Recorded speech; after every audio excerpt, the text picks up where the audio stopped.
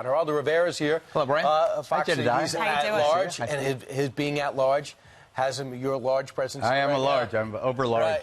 So, so is this embarrassing to Mexico that they're unable to hold?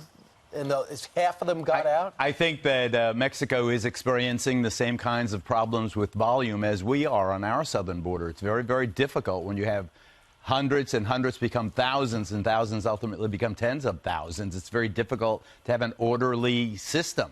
It seems to me the fact that Mexico apprehended these mostly Cuban refugees was a step in the right direction. Now, in terms of facilities, that is something I believe the United States can help with.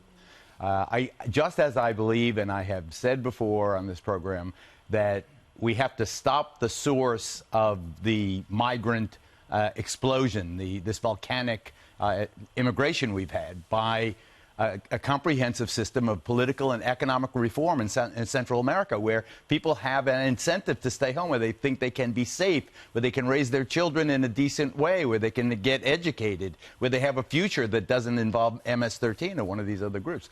So I believe that we can help Mexico with its infrastructure, because Mexico does have a moral burden, as the president has made very clear, not to let unchecked herds of desperate people flow through 2,000 miles of Mexican territory to get to our southern border. We've got to be a regional approach. Geraldo, this started as a conversation about one caravan. Now it has been one caravan after another. You now have an influx of family units coming across the border.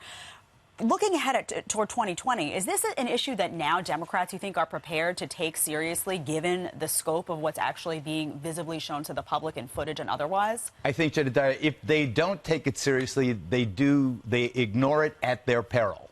It's very clear now that whatever you thought of the president's initial speech coming down the escalator at Trump Tower, and I remember I was broadcasting live on WABC radio, and I was, yeah, right on. There he goes. There's my buddy. When's the last time you had a hangout buddy running for president? And then he said the thing about Mexicans and rapists, and I was deflated.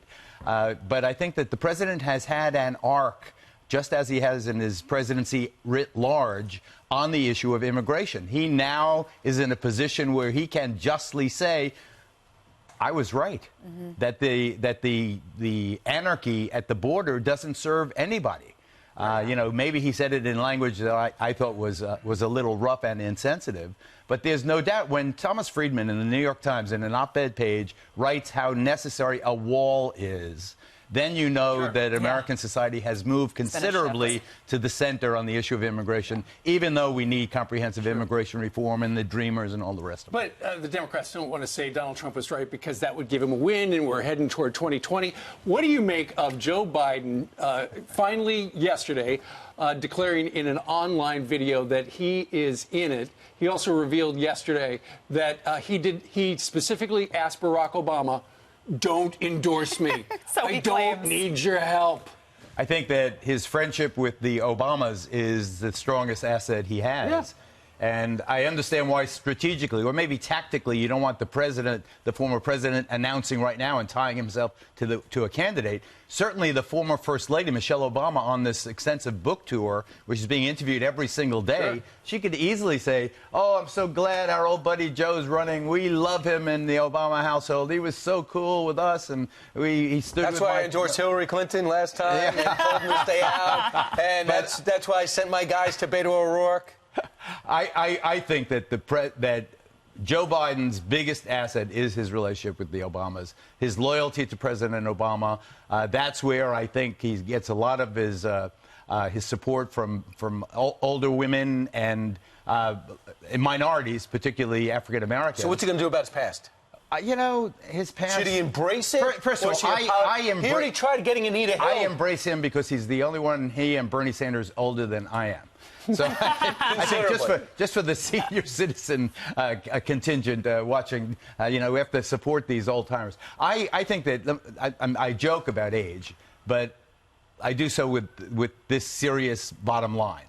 The moment he flags, remember, he'll be 78 years old if elected in November 2020. The moment he stutters or stumbles or looks deflated in terms of energy. They're going to say he's too old. One of the things about Donald Trump is, for a 72-year-old guy, he bounds up on the stage. He has got tremendous energy. He kisses anyone who wants to be kissed, high-fiving everybody.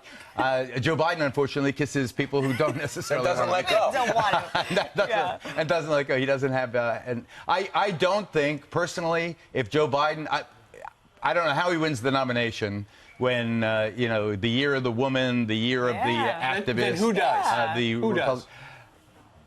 I guess one of the senators, think maybe so? Kamala. Bernie? You think Kamala's going to rise up above Bernie Sanders? You think so? I think that Bernie has plateaued. I think that there's no His ceiling more. is There's 30%. no place.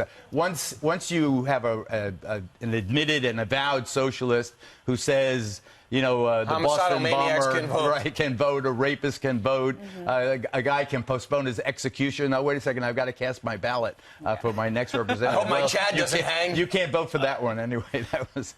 I think that Bernie will plateau. One of these people will break out of the crowd. I think Beto is finished. I think Mayor Pete dusted him off. If you wanted to go that way, if you wanted to go with the young buckaroo with flamboyant ideas and an aggressive point of view, maybe you go with Mayor Pete, who has demonstrated success in South Bend, even though South Bend is a relatively Wrap-up modest question. community. Do you believe, as was written today, that on some level the president fears Joe Biden, worries about Joe Biden and the working class vote, and Pennsylvania and in Indiana and things like that? Well, I think that Joe Biden has a legit claim. I mean, he spent the first 10 years of his life in Scranton, Pennsylvania. The Trump team is really concerned? I live in Cleveland now. All I can tell you is that from central Pennsylvania through the heart of Ohio, then west to Michigan and Wisconsin and so forth, I think President Trump has to perform there again. He has to maintain the white working class guy.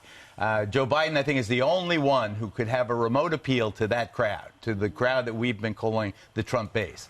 But when you saw the president last night, we didn't say we heard his voice on the Hannity program, he sounds competent. He sounds confident. The tide has turned in terms of Russiagate.